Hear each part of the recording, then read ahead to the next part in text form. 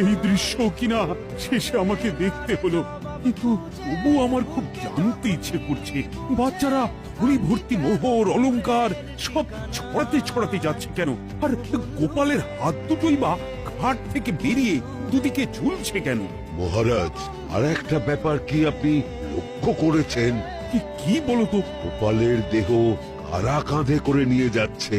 হ্যাঁ হ্যাঁ, ওই তো মন্ত্রী, সেনাপতি, জ্যোতিষী আর পণ্ডিত। আসলে গোপালের এই শেষ যাত্রা আমাদের কিছু শিক্ষা দিয়ে যাচ্ছে মহারাজ। এই যে দেখুন, যারা গোপালকে সহ্য করতে পারত না, এখন তাদেরই কাঁধে গোপাল যাচ্ছে। তার মানে শেষ পর্যন্ত কেউই কারো